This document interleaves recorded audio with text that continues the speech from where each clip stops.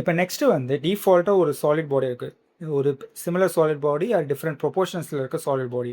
அதில் ஒரு பர்டிகுலர் ஃபேஸை மட்டும் நான் செலக்ட் பண்ணிவிட்டு அதில் ஒரு ஸ்கெட்ச் ப்ரொஃபைல் ஒரு சாலிட் ஃபார்மேஷன்ஸ் வந்து நம்ம டெவலப் பண்ணுறோம்.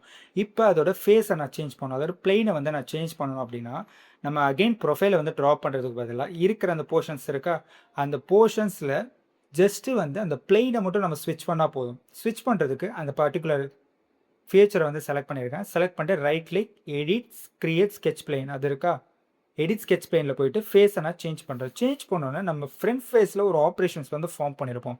அதை டாப் ஃபேஸில் ஸ்விட்ச் பண்ணும்போது சில எரர்ஸ் வந்து கிரியேட் ஆகும். அதை சிம்பிளாக வந்து சார்ட் அவுட் பண்ணிடலாம். ஜஸ்ட் அந்த ஸ்கெட்சை மட்டும் எடிட் பண்ணிவிட்டு டிஃபால்ட்டாக பாட்டம் பாயிண்ட் இருக்கா, அந்த பாட்டம் பாயிண்ட் வந்து ஆல்ரெடி கோயின்சைட் இருக்குது. ஜஸ்ட் அந்த பாயிண்ட்டை மட்டும் நான் பிக் பண்ணிவிட்டு கோயின்சைடுன்ற பாயிண்ட்டை பிக் பண்ணிவிட்டு டெலிட் பண்ணிக்கிறேன். கரெக்டாக அந்த எண்ட் பாயிண்ட்டு பாட்டமில் இருக்க அந்த ஆரிஜினுக்கு ஏற்ற மாதிரி நம்ம ஃபிக்ஸ் பண்ணிக்கலாம். ஃபிக்ஸ் பண்ணிவிட்டு டாப்பில் இருக்க போர்ஷன்ஸ் அதே வந்து ஸ்கெட்சு 15 mm டிஸ்டன்ஸில் ஹாரிசான்டல் வேல்யூவை வந்து நம்ம ஃபிக்ஸ் பண்ணிக்கலாம். ஃபிக்ஸ் பண்ணிட்ட பிறகு எடிட் ஸ்கெட்ச், இப்போ க்ளோஸ் பண்ணிக்கிறேன். க்ளோஸ் பண்ணிட்ட பிறகு கரெக்டாக கட் எக்ஸ்ட்ரூட் எடிட் பண்ணியாச்சா.